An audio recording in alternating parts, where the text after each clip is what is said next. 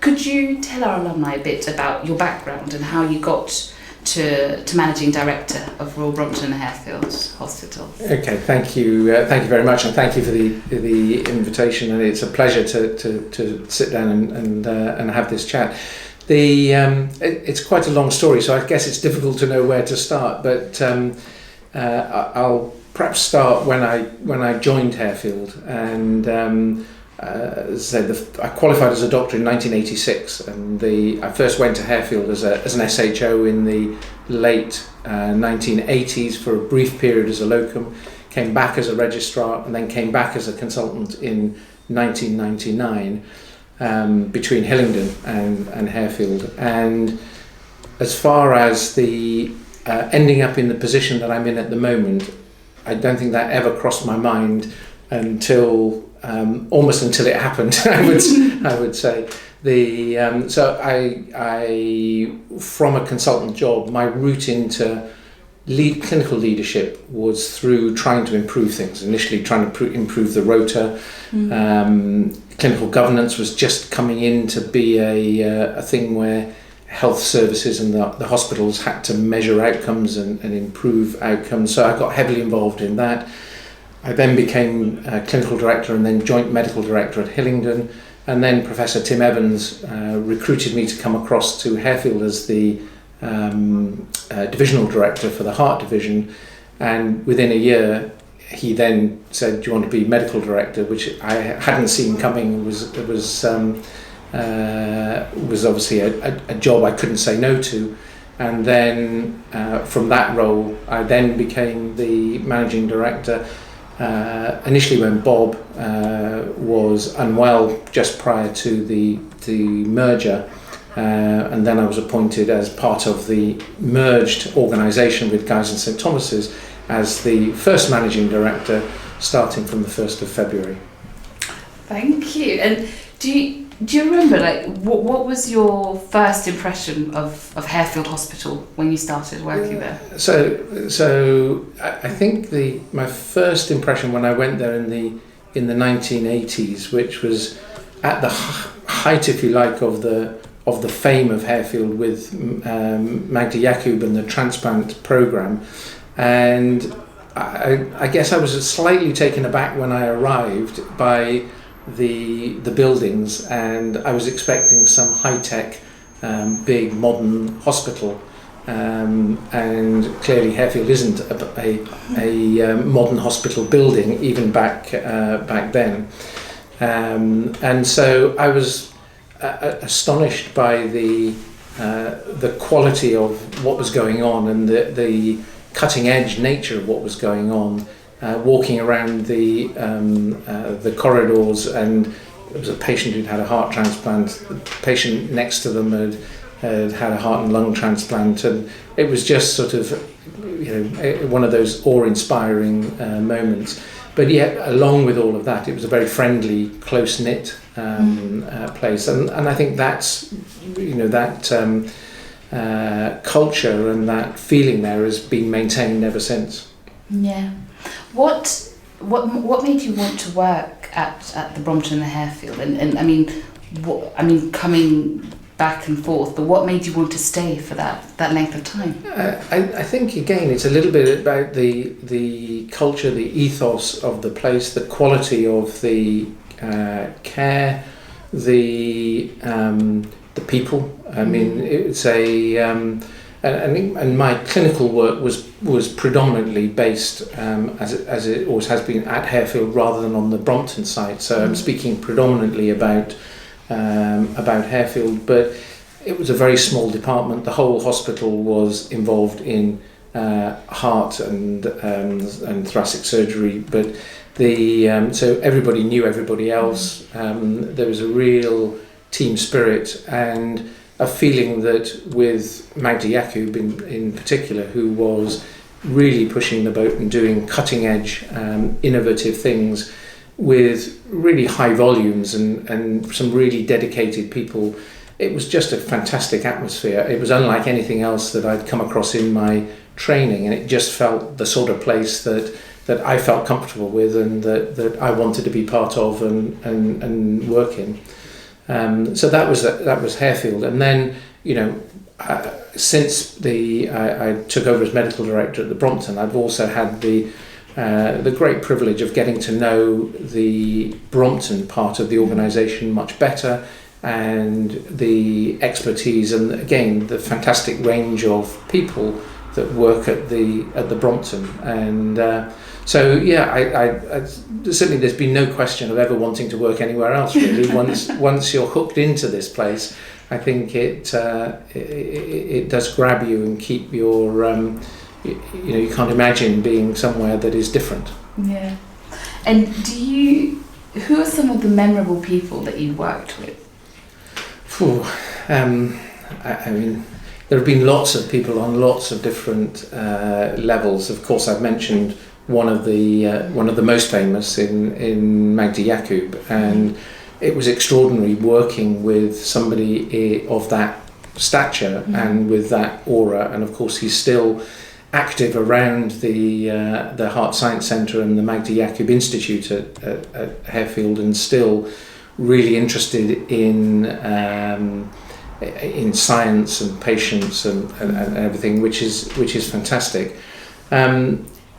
I think through the whole range of people, from nurses on the ward, nurses in the cath lab, to everybody else, there's been a great family atmosphere. I suppose the one person I might pick out as as someone who was a real role model, and I think the best cardiologist I've worked with ever, was Andrew Mitchell, and his thoroughness, his dedication, the way that he looked after patients, his thoroughness, his breadth of cardiology knowledge was, right from the first time I really came to Harefield, was a real inspiration as to sort of somebody that's the sort of doctor, that's the sort of cardiologist I would like to be. So, but there have been many other people in the organisation. Well, yeah, obviously, with 20, 30 plus years, then that's bound to happen. Do you, I mean, in the time you've been here, what has exceeded your initial expectations from when you first started back in the 80s? That's a tricky one. I'm not sure I would say anything has exceeded my expectation, because I think my expectation was always quite high in terms of that. I think as you get more senior and you get to know the organisation more and get to know what's different about the organisation, and how it's continued to be able to regularly adapt and change and improve, and the contribution that across the board people within the organisation have made is just fantastic. And you keep coming across sort of stories and the way that people have done things for patients that you think, wow, this is just, this is as good as anywhere you could be in the world. If you wanted care, this is where you would be. And I think there are constantly things that reinforce that. Now, of course, we don't always get everything right, and as sitting in my position, I also tend to see the things where we come up short of where we want to be, and so there is an added motivation to try and make sure that we are meeting the standards we've set ourselves, and trying to exceed them and continue to push the boundaries. Do you have one fondest memory that you could share with us? Ooh. I'm not sure I could boil it down to one. You can give me two if you want. One fondest memory. I think there have been so many, and I think the whole atmosphere, the place of Harefield. Until recently, I was still doing the on call, and so there's still a sort of pleasure of walking into Harefield in the middle of the night after having driven to the hospital to do a primary angioplasty, walking around, seeing the foxes and folk around, and the camaraderie of the team, and the ability, even at 3 o'clock in the morning, for the team to mobilise whatever you needed. If you needed the intensive care team, if you need the ward team, just having all of that teamwork ready to go. And sometimes you'd bump into, you know, the transplant team who had either been out getting an organ or about to go out to get an organ, and you just think, you know, you've driven through the streets, get to this little oasis place, and nobody has the faintest idea outside of this of the incredible things that are happening within the hospital. And so those things constantly give you a bit of a buzz. And, yeah, I can imagine. So, I mean, you mentioned before in your introduction, so in February 2021, we merged with GSTT. Could you tell our alumni a bit more about the merger? I mean, how did it come about, and how you have found your first 100 days in the role as managing director? Yeah, thanks. I mean, again, this is a sort of an answer that could go on for all afternoon. I think so much has happened. I mean, it has been a pretty extraordinary journey to get to where we've got to, particularly during this year of all years with the challenges. But the work towards or the journey towards a merger started, I mean, in earnest about 3 years ago or so. But in reality, when I first started in 1999 as a consultant, and when I was appointed, the story was that I was told when I came for the interview and everything, the Brompton was closing, Harefield was closing, and that we would all be moving to Paddington Basin in that development. And so that was 21 years ago, or 22 years ago. And I think within a few months I went to somebody's retirement do, and they said when they started 20 years ago, they were told Harefield was closing, so they wouldn't do their whole career at Harefield, and that was 20 years before that. So, but in earnest, in about 2017, St Thomas's Hospital and Brompton Harefield were collaborating together on a number of issues. The NHS England established the process around wanting to move children's cardiac surgery to be co-located with a comprehensive children's hospital. So that was one of the reasons that we started the discussions, and we rapidly came to the consensus that the leadership of Guy's and St Thomas's and the leadership of Brompton Harefield were really very aligned in their ambition to create a integrated academic clinical centre. The circumstances around the way the NHS was moving and reforms in the NHS meant that increasingly the role of a standalone specialist hospital was becoming less and less tenable, particularly in a environment where the move to have fewer hospitals or fewer hospital organisations was getting quite difficult to maintain.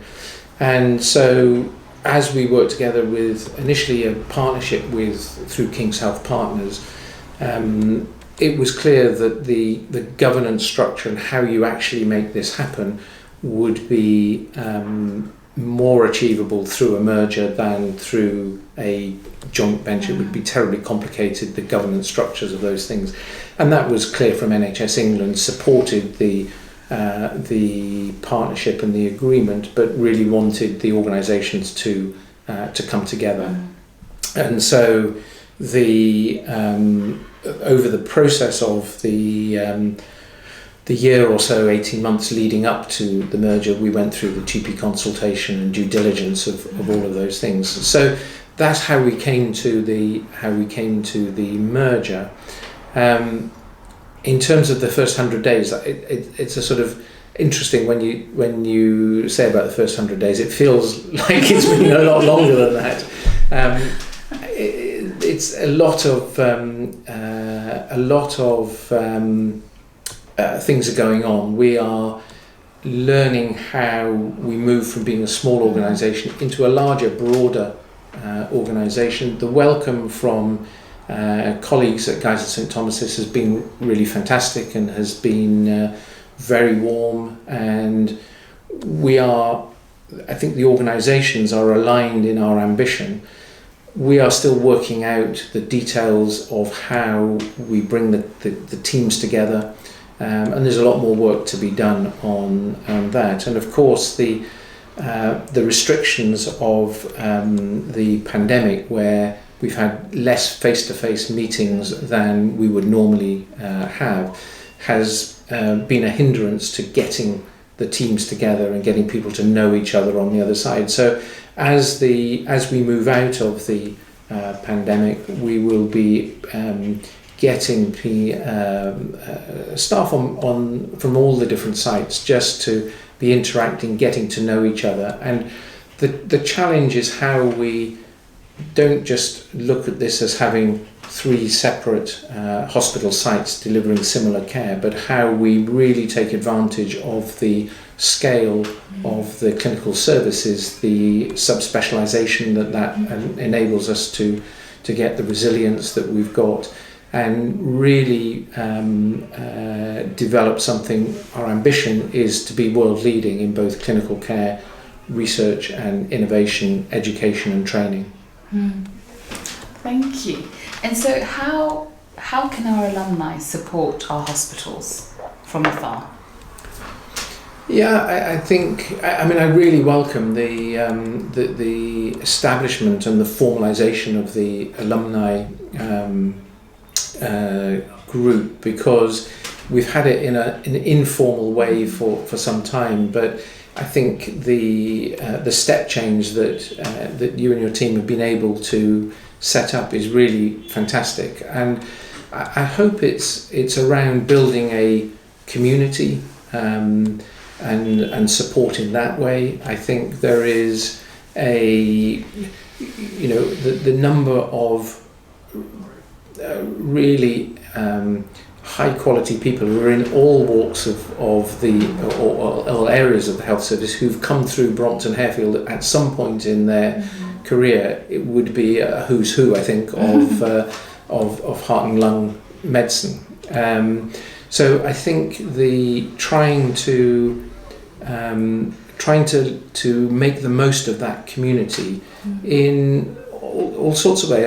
It's hard to say a one single tangible way. It isn't a fundraising or something of that nature. But I think coming together as a community, trying to connect people back to some of the people that they met when they were working at the hospitals, some of the interesting things they're doing at the moment by making connections, and we're very much trying to be a resource that can potentially provide lifelong learning or lifelong innovation and connections for everybody in the who's interested in heart and lung medicine and what's happening at the moment.